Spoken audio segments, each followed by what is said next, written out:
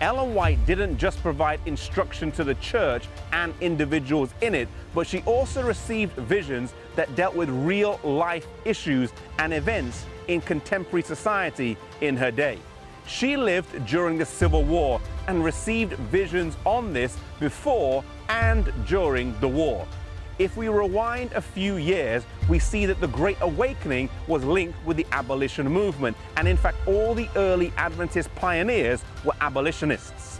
The issue of slavery would come to a head in the Civil War, and God would have his say on this terrible institution.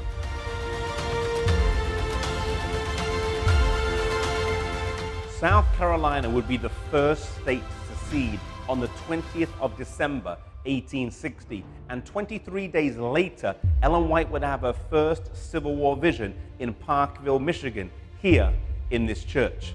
It's unlikely that she knew that in the 3 days before her vision, 3 more states would secede, but either way, it would be 3 months before the Civil War started when the Confederate forces fired on Fort Sumter in South Carolina after the Union forces had previously taken it over. The conventional wisdom in the North was that there would be no civil war, or if that there was, it would be extremely short with a quick victory for the Union.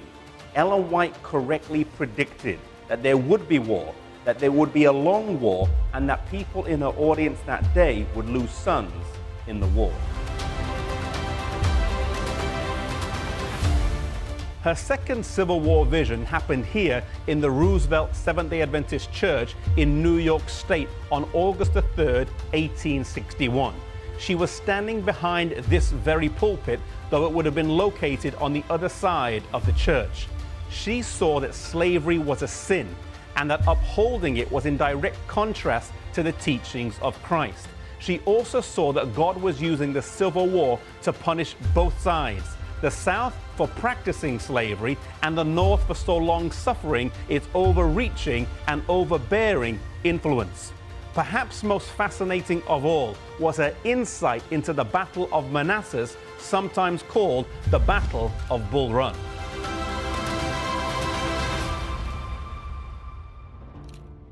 On July the 21st, 1861, the Northern troops approached Manassas for the first time, expecting a swift victory as they were in the ascendancy.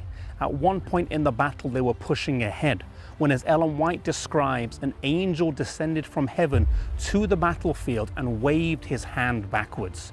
Instantly, there was confusion in the ranks. The Northern forces thought they were in retreat when it was not so in reality, but a retreat commenced.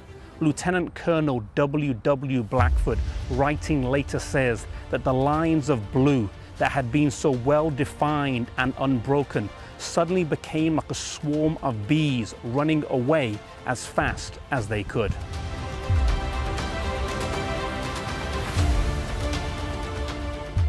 Many American Civil War historians recognize a mysterious element in this battle, though virtually all, understandably, fail to see a supernatural element in its genesis. Today at the battlefield of Manassas, you can see the various plaques that dot the field that recount the sudden retreat of the Northern troops and an unlikely victory that was won that day for the South.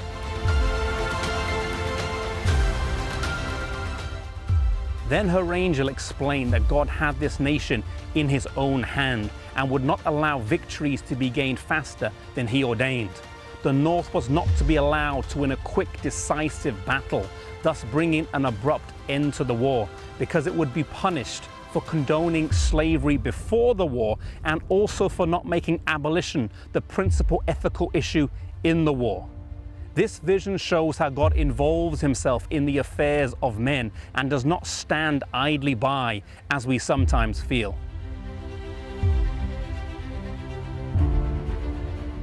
The prophetic gift was given to address a major social and political issue of the day, showing the relevancy and practical side of it.